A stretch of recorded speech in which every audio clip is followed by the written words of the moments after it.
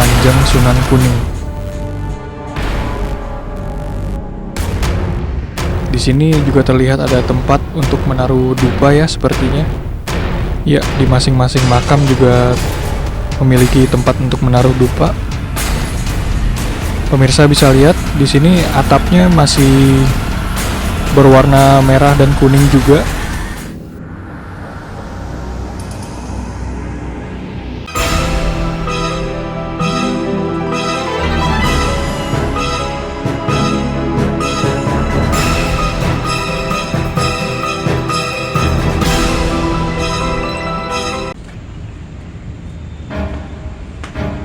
Bangunannya pun terlihat sangat bernuansa Tiongkok.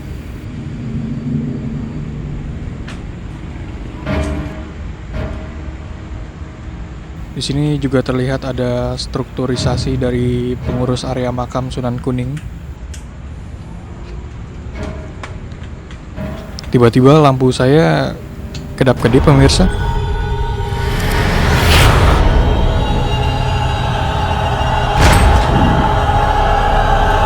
Nah, ini sudah nyala lagi. Berikutnya ada lukisan lagi.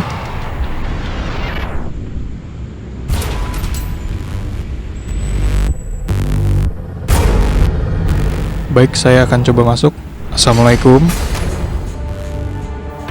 Kita lihat yang pertama di sini adalah makam Kanjeng Sunan Ambarawa, pemirsa. Berikutnya ada makam Kanjeng Sunan Kali, dan yang terakhir adalah Kanjeng Sunan Kuning. Di sini juga terlihat ada tempat untuk menaruh dupa ya sepertinya. Ya, di masing-masing makam juga memiliki tempat untuk menaruh dupa.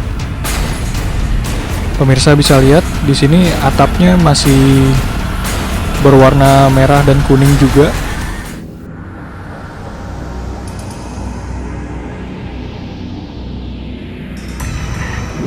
Konon katanya, tokoh Sunan Kuning ini adalah salah satu penyebar agama Islam di kota Semarang dan Jawa Tengah, pemirsa.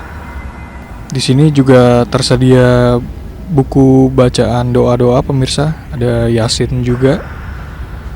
Sepertinya memang disiapkan untuk para peziarah yang datang ke sini. Dan patung-patung oriental yang menurut saya cukup unik ini.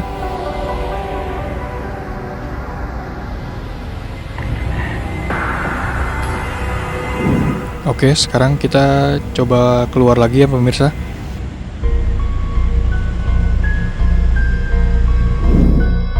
Setelah tim konon katanya menelusuri sebagian wilayah dari makam Sunan Kuning yang memiliki arsitektur Cina, tim konon katanya pun kembali menelusuri di bagian lainnya dari makam tersebut.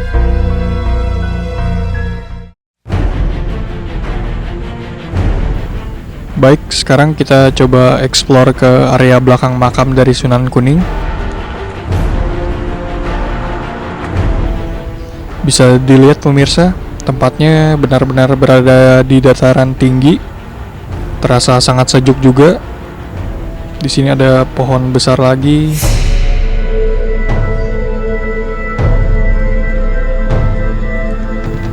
Nah, pohon yang ini terlihat tidak utuh. Saya kurang tahu kenapa, mungkin jatuh atau tersambar petir.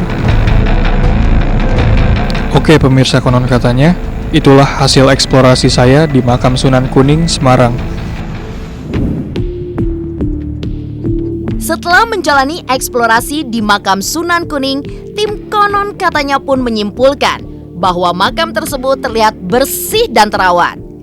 Ketika melihat bangunan makamnya sendiri didominasi oleh cat berwarna merah, di mana memenuhi tembok-temboknya. Arsitektur di sekitar makam yang cenderung mengadaptasi budaya Cina juga menjadi daya tarik tersendiri dari situs makam Sunan Kuning. Suasana saat berada di atas bukit tersebut pun juga cukup indah, di mana bisa melihat kota Semarang dari ketinggian. Kendati lokasi makam dalam keadaan sepi pengunjung, tim pun masih bisa merasakan bila lokasi makam tersebut masihlah dianggap tempat yang sakral dan dihormati oleh warga sekitar makam Sunan Kuning.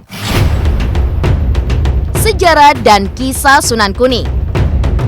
Kepandaian Sun An Ing atau Sunan Kuning dalam menyembuhkan penyakit dan kepopuleran dalam menyebarkan agama Islam konon katanya tidak hanya tersebar di tanah Jawa saja, namun sudah menyebar hingga ke Sumatera, Kalimantan, bahkan negeri Cina. Sehingga banyak sekali pengikut Sun An Ing yang berasal dari luar tanah Jawa. Memang tidak diketahui secara pasti berapa usia Sunan Kuning ketika meninggal. Sumber riwayat Semarang menyebutkan bahwa makam atau petilasan Sunan Kuning berada di bagian barat kota Semarang, di mana berada di atas Bukit Kalibanteng Kulon, Semarang Barat, Semarang. Selain Sunan Kuning dikenal akan perannya dalam agama Islam, Sunan Kuning juga terkenal akan perjuangannya di masa penjajahan Belanda. Sunan Kuning bersama dengan Kapitan Sepanjang dan Mangkunegara ke-1 mengobarkan perlawanan sengit terhadap VOC di wilayah kekuasaan Mataram. Dan perlawanan tersebut konon katanya disebut sebagai pemberontakan terbesar yang dihadapi VOC selama berkuasa di Nusantara.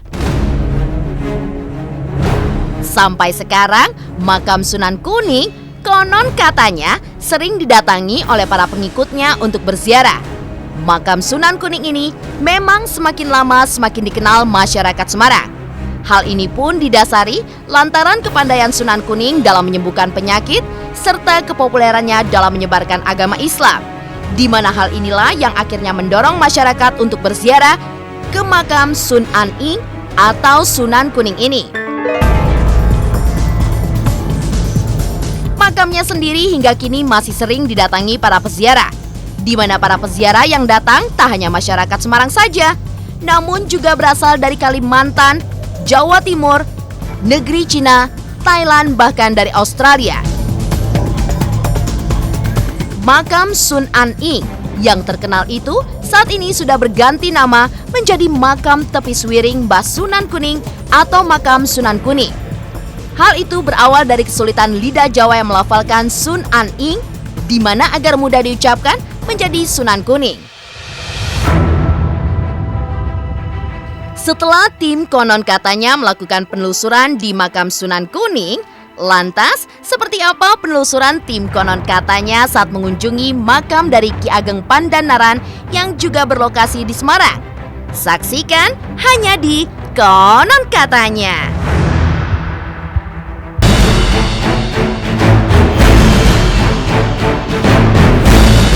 Setelah sebelumnya tim menjalani eksplorasi di makam Sunan Kuning yang berada di atas Bukit Kalibanteng Kulon Semarang, tim konon katanya pun kembali menjalani eksplorasinya di makam Ki Ageng Pandanaran yang juga berada di daerah Semarang.